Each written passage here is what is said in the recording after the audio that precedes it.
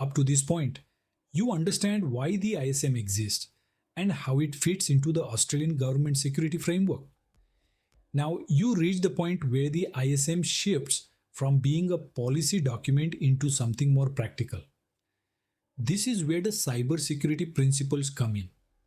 These principles explain how the government expects security to be thought about, structured, and applied across real systems. The ISM does not treat cybersecurity as a single activity. Instead, it organizes security into six functions that together describe the full life cycle of managing cyber risk. These functions are govern, identify, protect, detect, respond, and recover. You should think of them not as steps you do once, but as continuous responsibilities that operate together. The purpose of these cybersecurity principles is to give you strategic guidance. They help you understand how an organization protects both information technology and operational technology systems from cyber threats without prescribing a single rigid implementation. This is why the ISM remains flexible while still being mandatory. Everything begins with govern. Governance exists because cybersecurity in government is not just a technical problem. It is a leadership and accountability problem. When the ISM talks about governance, it is making it clear that cybersecurity outcomes are ultimately owned at the executive level. This means security is embedded into organizational decision making, resourcing, and risk acceptance rather than being delegated entirely to IT teams. Under the govern principles, you see a strong emphasis on accountability, leadership, and transparency. Security risk must be identified, understood, accepted deliberately, and communicated clearly. This ensures that cybersecurity decisions are visible, defensible, and aligned with organizational priorities. Governance creates the environment in which all other security activities can succeed. Once governance is established, the ISM moves to identify. This function is where confidentiality, integrity, and availability begin to appear explicitly. You cannot protect what you do not understand. Identification requires you to know what systems you have, how critical they are to the business, and what their security requirements are. When you identify confidentiality requirements, you are deciding who should be allowed to access information and under what conditions. When you identify integrity requirements, you are deciding how important it is that information remains accurate and unaltered. When you identify availability requirements, you are deciding how essential it is that systems remain accessible when needed. These decisions are not technical guesses. They are business decisions informed by service impact and risk. Identification also includes recognizing security risks. This means understanding threats, vulnerabilities, and potential impacts, and documenting the decisions you make about them.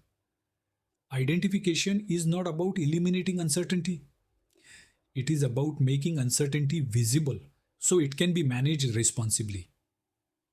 After identification comes protect. Protection is where most people instinctively focus when they think about cybersecurity. This is the function where controls are implemented to manage identified risks.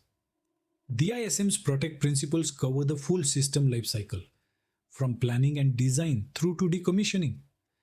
This reinforces the idea that security is not something you bolt on at the end.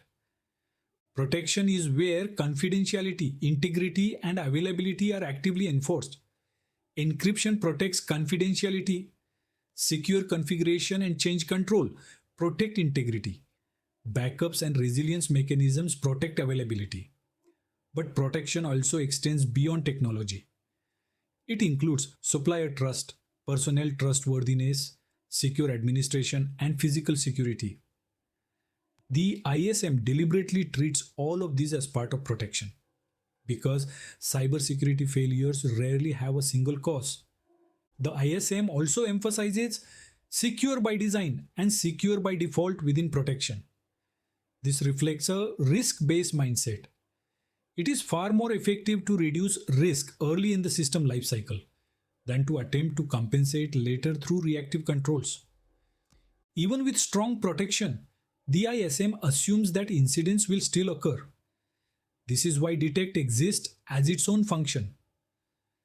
Detection acknowledges a fundamental truth: no system is perfectly secure. What matters is how quickly you can recognize when something is wrong. Detection focuses on visibility, centralized logging, timely analysis, and correlation of events allow organizations to distinguish between normal activity and security events.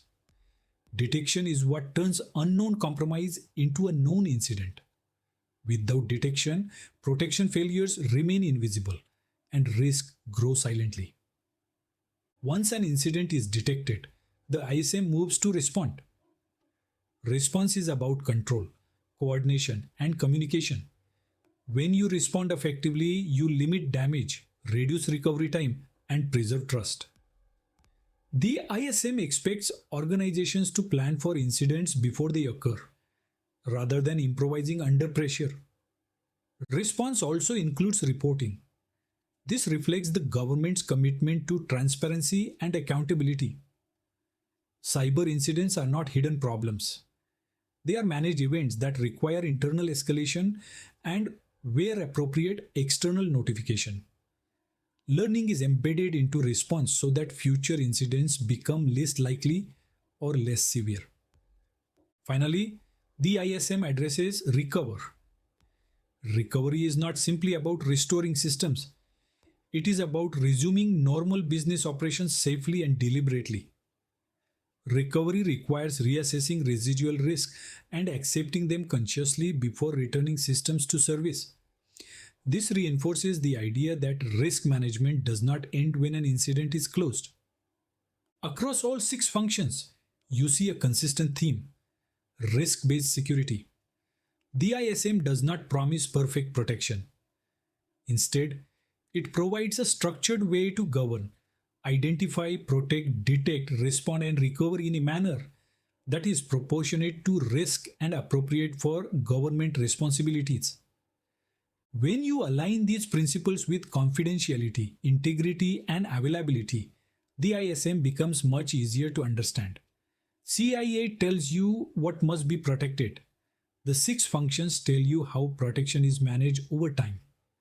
Together, they form a coherent model that supports trust, resilience, and accountability across the Australian government. As you continue through this course, these principles will reappear constantly. Every control, role, and decision you encounter maps back to one or more of these functions. Once you internalize this structure, the ISM stops feeling complex and starts feeling systematic.